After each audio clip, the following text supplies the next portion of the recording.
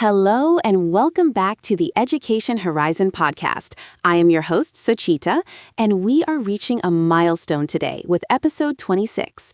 This episode is incredibly close to my heart because we are diving into the gritty, beautiful, and often challenging world of technology integration in low-resource classrooms. We are not talking about high-end labs in Silicon Valley. We are talking about schools where even electricity is a luxury. Joining me today is a man who has spent the last decade making the impossible possible in rural villages, Mr. Saroon. Welcome to the studio, Saroon. Thank you so much, Sochita.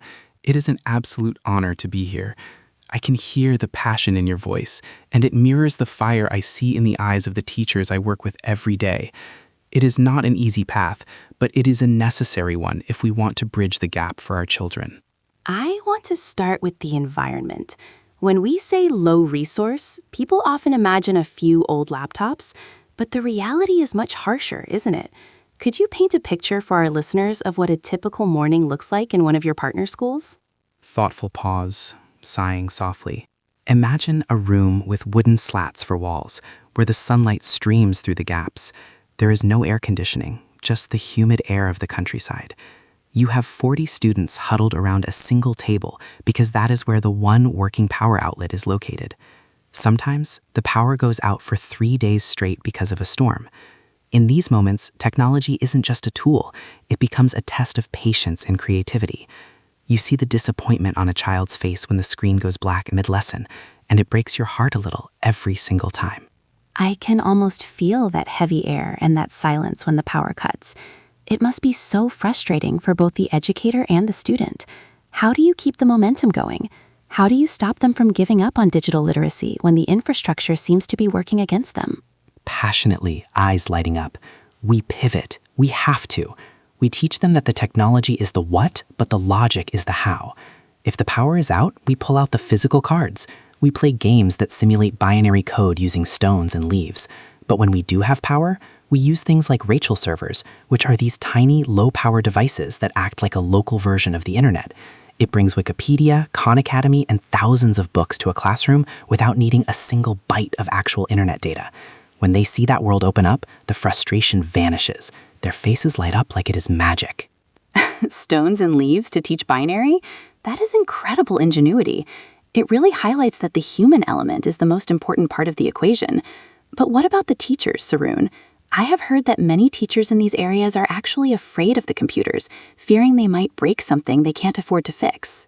Nodding solemnly, you hit the nail on the head. That fear is very real. I remember a teacher named Lakena. She wouldn't even touch the keyboard for the first 3 days of our workshop. She was trembling. She told me, "Saroon, if I break this, it is worth 3 months of my salary."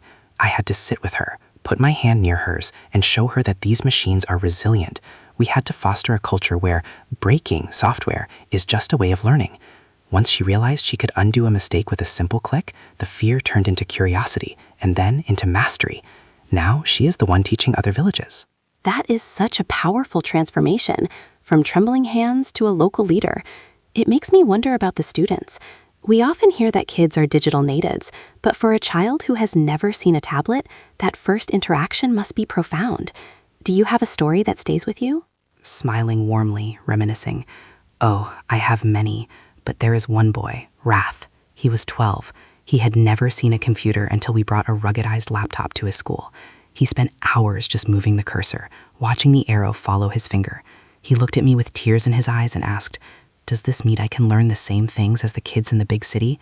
In that moment, the laptop wasn't a machine. It was a bridge. It told him he wasn't forgotten. He ended up learning basic HTML on that machine, typing away with 2 fingers, but with the focus of a surgeon. That is beautiful. Does this mean I can learn the same things as the kids in the big city?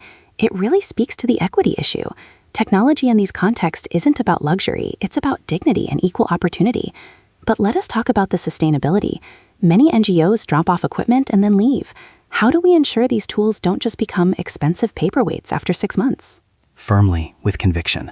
Sustainability is the biggest hurdle. We cannot just drop and run. We build local maintenance teams. We train the oldest students to be the tech captains. They learn how to clean the dust out of the fans, how to update the offline repositories, and how to troubleshoot basic issues. And crucially, we involve the parents. When the community sees the value, they protect the equipment. They contribute a few cents here and there to a repair fund. It becomes the village's pride, not just the school's property. Thoughtfully. It takes a village, quite literally. I am also curious about the content. Much of the world's educational software is in English. How do you handle the language barrier in these remote areas? Excitedly, that is where the local innovation comes in. We are seeing more and more localized content. We work with volunteers to translate open source materials into the local language.